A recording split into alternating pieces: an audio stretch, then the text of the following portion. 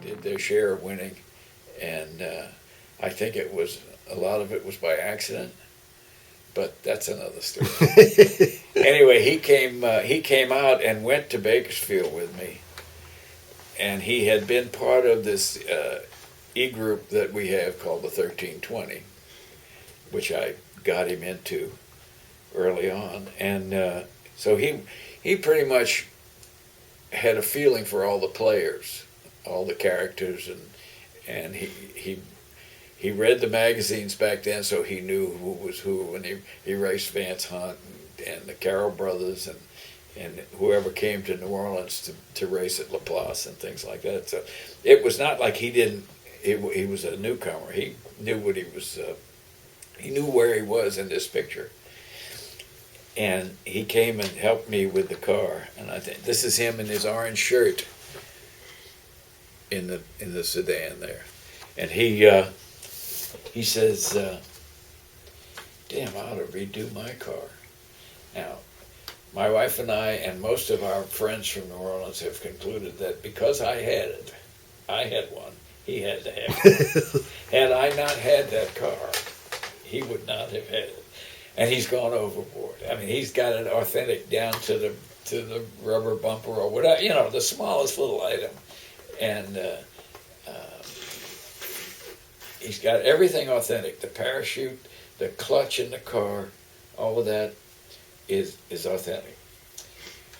But he got there because I had one.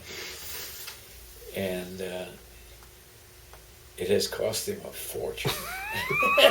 Because he built a very stock internal components motor to begin with, and he managed to blow that up. And then he had Mondello build him a first-class motor, and he blew it up, starting it up the first time. And it blew a hunk out of the block.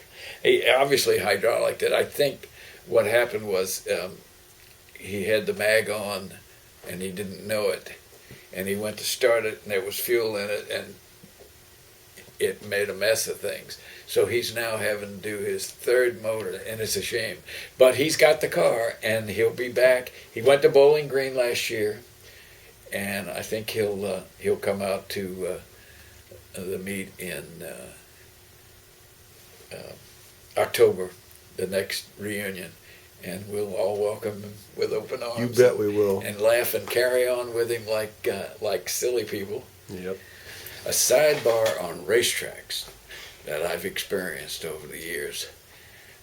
The very first racetrack I went to was a place called Hammond, Louisiana. It was an airport, which was typical of those days when the NHRA Safety Safari went around the country and taught everybody how to hold a drag race.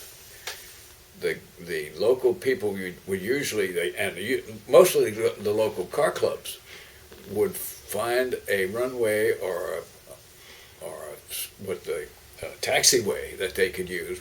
That's what Inyukarn became. It was a airport. It was the last of the airport racetracks, and we used the taxiway for all those years, for 50 years. The first that was a concrete, and it had tar strips, and you could hear the cars running down. Every time it hit a tar strip, it would break the tires loose. Especially the dragsters, such as they were in those days. This is 56, 7, 8, right in there. Biloxi was the first purpose-built drag strip in the area, and it was about a half mile of asphalt, a tower, and weeds. And in Louisiana and Mississippi, weeds grow profusely, so everything is covered in weeds unless you go out and cut them down. Biloxi had, they spent the money for the timing system. The traction was pretty good. Paul Vanderley ran 196 one day when I was there with the Swamp Rat 3 he had bought from Garlett's. and that's the fastest I ever remember anybody going down there.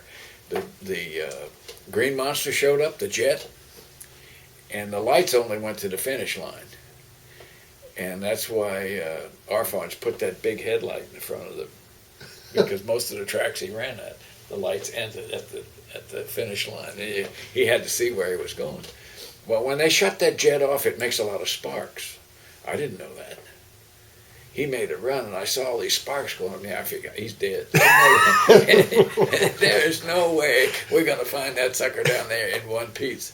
And we got down to him, and he's standing there like nothing happened, I said, what were all those sparks? He says, oh, that always happens. I says, how did you see? He said, the light on the front of it. So that's how he got through that. There was another racetrack called Gulfport in Mississippi that I only went to once. It was a made-for-racing drag strip, but I think it was the start of a subdivision that was defunct.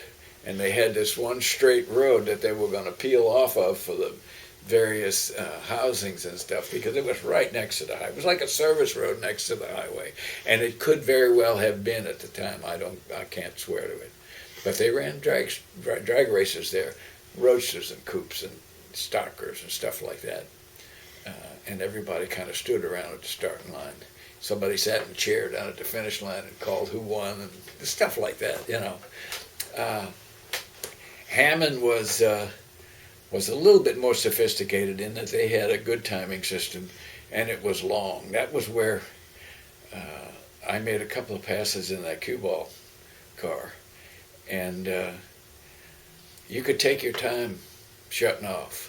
I mean, it was leisurely. You shut it off, turned the fuel off, made sure it was out of gear, started putting on the brakes, because you could go. It would probably roll to a stop after 130 miles an hour. That's how long that runway was. And it was a fun place to race. They had snow fencing to keep the spectators back, such as they were. 300 or 400 people showed up. Houma, Louisiana, the original Houma drag strip was run by two guys, Gordon Novell and Randy Ellinger, one of the two names.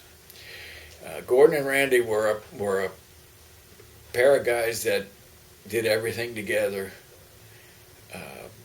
built cars. They built a 23T Roadster with a Chrysler in it that they were going to give away at a car show they were promoting. And it turns out they gave it away at about 4 different car shows because they would rig the winner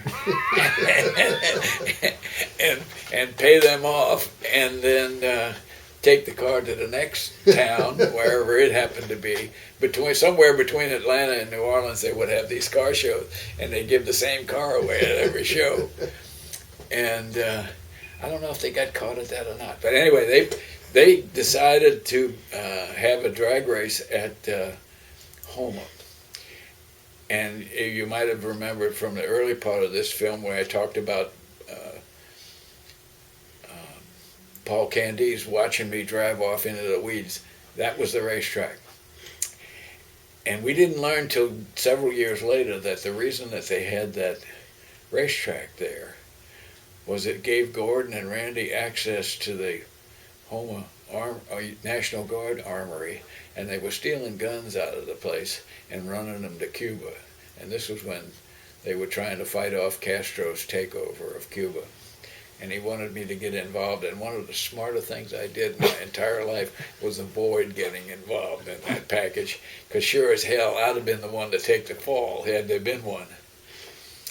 Caddo Mills, great racetrack. In Texas, I was stationed in Shreveport, so there were areas that I ran around up there. Mansfield was an airport runway. Caddo Mills was a runway. There was a thing called the Yellow Belly Drag Strip in Dallas, and it's still there.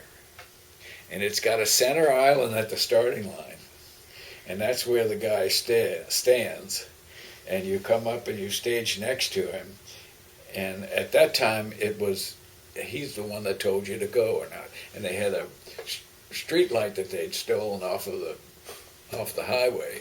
It was red, yellow, and green, and he had the button in his hand because nobody wanted to stand out in the middle of this little bitty narrow racetrack and flag them off. So he put this right at the end of the island. He put this red light, and that's how you launched the two cars. It was a scene, and it was mostly gamblers and guys betting on who would beat who. And I guess the same stuff still goes on to this day. One of the guys, I think it was Vance Hunt, said it's still operating, and will probably continue to operate. Same asphalt. It was a weed patch at that point. I suspect it's all built up around it now. But it was one of the fun places. I raced a '56 Chevy. A friend of mine had a '56 Chevy that I took over. There was one of the Power Pack models. And let's see, what else? Houston, great big place. Runway down there. And then they built some drag strips. I didn't race on any of the built for drag races tracks. Estabrook was a runway. That was in western Louisiana, and that's where the Motorico car, rear-engine belly tank dragster, got out of control and ran into a woman and killed her. And that was one of the participant items in the banning of nitromethane back in '57 when Parks and Company met with the strip operators. That was one of the incidences that was referred to as nitro being the problem. And when I got to Lyons the first time in August of '63, I couldn't believe the facility. It was smooth as a billiard table. There was no lumps, no bumps. That's what we faced in the East. Everything was lumpy and bumpy and craggy, and most of the runways had an arc to them like this. And you could be racing a guy, but you couldn't see him because he was half over the arc. And when I was writing a Wavemaker column, Dale Ham had proposed to shorten the distance to 1,000 feet, and I took him to task for that. And I said, I've run on several of those cars, and the tar strips and the crown in the road is so severe that you can't see the guy you're racing, and it's good for water runoff, but it's terrible for racing. And a few other incidents and comments like that, and I tied it to the guys from Shreve Automotive having told me tales of going and racing Division 4 racetracks with fuel cars that now we're talking about a lot later, so they were going much faster and the racetracks were a disaster. And that's one of the reasons he wanted to shorten it to 1,000 feet. And of course we were out here racing on real racetracks, and there was no point in shortening it to 1,000 feet. And so I really beat up on him, and he threatened to punch me out, but he never did. He took me outside the trailer at Pomona when he finally caught up with me. And I want to talk to you, and Partridge stepped in.